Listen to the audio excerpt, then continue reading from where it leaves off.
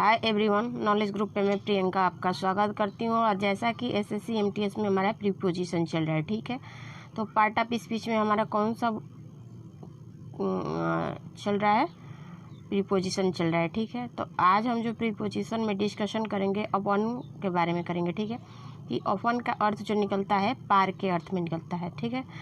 तो इस अर्थ में जो वस्तु गति में हो या जब गतिशील वस्तुएं या संज्ञा किसी ऑब्जेक्ट पर जाती हैं तो प्रीपोजिशन हमारा अपॉन का प्रयोग करते हैं, ठीक है। जैसे एग्जांपल है the dog strong upon the table. तो देखिए द डॉग हो गया, यहाँ पे हो गया सब्जेक्ट, स्ट्रॉन्ग हो गया वर्ब, अपॉन प्रीपोजिशन और द टेबल जो है ऑब्जेक्ट है। तो हमारा सेंटेंस जो है बिल्कुल करेक्ट है। आगे हम बात कर लेंगे कि प्रीपोजिशन में बिलो का क्या अर्थ निकलता है। बिलो का अर्थ जो निकलता है से नीचे के अर्थ में निकलता है, ठीक है। बात कर लेते हैं आगे कि इसका अर्थ और क्या सेंस होगा।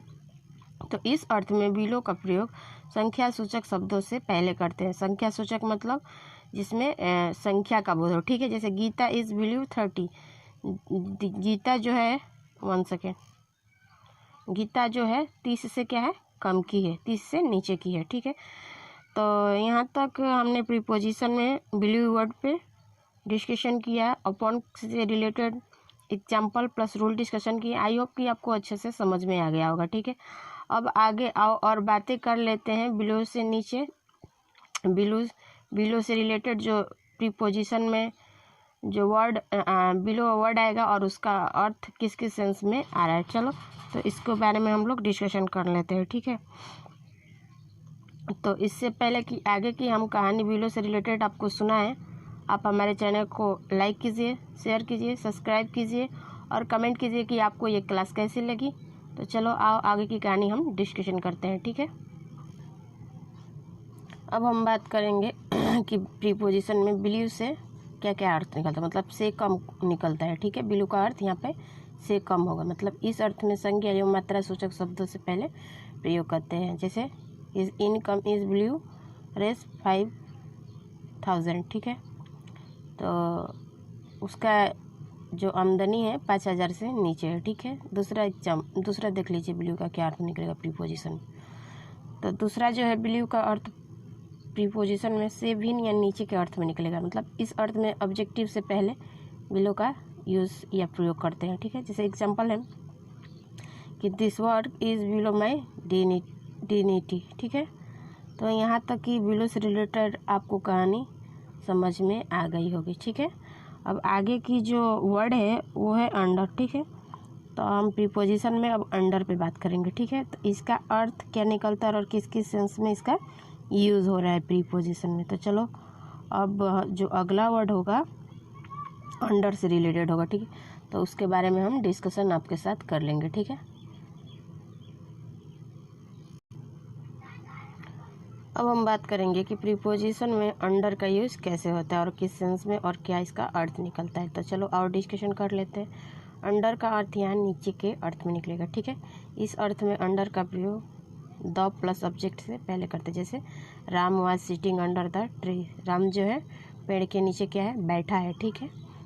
आगे बात कर लेते हैं अंडर का क्या अर्थ निकलेगा। तो अंडर का यहाँ पे अर्थ जो निकलेगा कि अधिक निकलेगा, ठीक है। तो इस अर्थ में भी द प्लस ऑब्जेक्ट से पहले अंडर का प्रयोग करते हैं। जैसे administration is under the government, ठीक, यानी सरकार के अंदर जो है एडमिनिस्ट्रेशन होता है, ठीक है। अब आगे बात कर लेते हैं कि जब अंडर का प्रयोग से कम के अर्थ में करते हैं तब अंडर बराबर बिलीव हो जाता है, ठीक है। या तो आप अंडर का यूज़ करिए या बिलीव का यूज़ कीजिए, लेकिन अंतर यह है कि अंडर प्लस डिफिनिट इन्फॉर्मेशन या इनडिफिनिट इन्फॉर्मेशन ऑफ टाइम या नंबर होता है, ठीक है। तो यहाँ तक की कहानी आपको समझ में आ गई होगी। चलिए आगे की कहानी हम आपके साथ और डिस्कशन कर रहे हैं। आगे जो बात करेंगे कि believe plus indefinite information of time का यूज़ करते हैं। जैसे एग्जांपल कि शशि इज़ अंडर एज, ठीक है। मतलब शशि जो है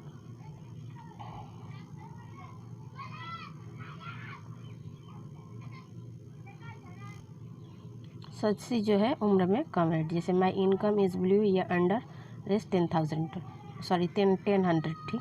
मेरा जो कमाई है या तो ब्लू का यूज़ कर लीजिए या अंडर का यूज़ कर लीजिए, 10,000 से कम है। अब बात कर लेते हैं अंडर का यहाँ पे अर्थ क्या निकलता है।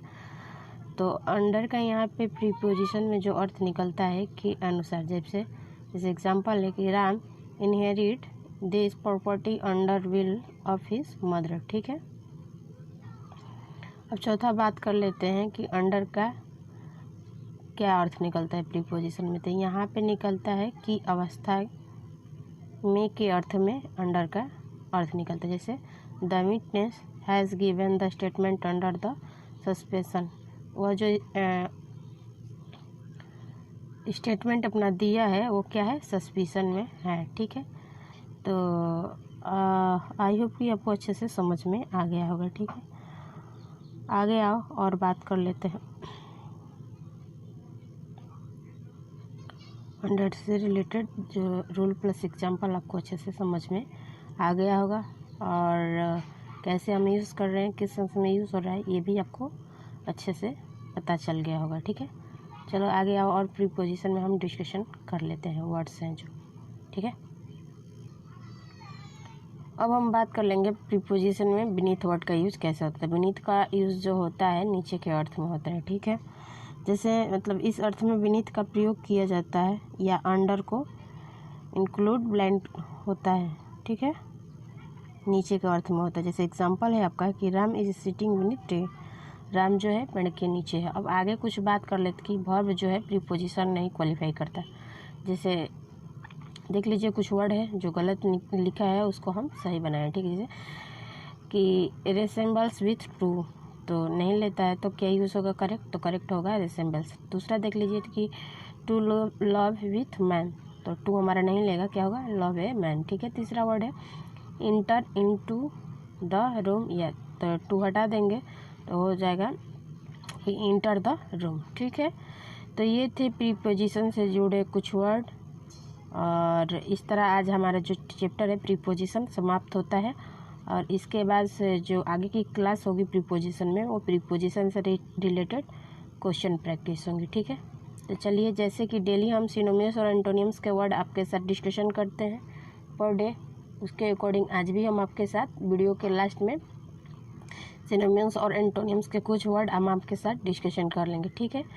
आई होप कि आपको प्रीपोजिशन से रिलेटेड अगर आपको क्लास चाहिए तो नॉलेज ग्रुप प्रियंका के नाम से हमारी प्लेलिस्ट बनी हुई है, ठीक है। आप वहाँ पे जाके SSC MTS के नाम से हमारी प्लेलिस्ट बनी हुई है, आप इजी में देख सकते हैं, ठीक है। हमने पार्ट ऑफ स्पीच से रिलेटेड सारे वीडियो की प्लेलिस्ट बना रखी है, ठीक है। आई होप कि आपको बहुत ज़्यादा पसंद आए। अगर पसंद आए तो लाइक शेयर और सब्सक्राइब कीजिए, अपने भी पढ़िए, अपने दोस्तों को भी बताइए, अपना भी घर बनाइए, अपने दोस्तों का घर भी अच्छा बनाइए, ठीक है। चलिए तो आइए हम एंटोनिम्स और सिनोनिम्स डिस्कशन कर लेते हैं, ठीक है।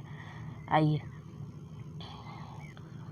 तो आज का जो एंटोनिम्स और सिनोनिम्स वर्ड है, तो पहला वर्ड है कॉम्प्रिहेंसिव, मतलब विस्तृत। जब हम इसका सिनोनिम्स यानी पर्यायवाची बनाएंगे तो बनेगा ब्रॉड और डीप, ठीक है। एंटोनिम्स बनाएंगे तो बनेगा नैरो, डिस्ट्रिकेटेड और एक्सक्लूसिव, ठीक है। दूसरा वर्ड है कॉन्शियस, कॉन्शियस का मतलब होता है संक्षिप्त। तो जब हम इसका सिनोनिम्स यानी पर्यायवाची बनाएंगे तो बनेगा ब्रीफ, पिथी,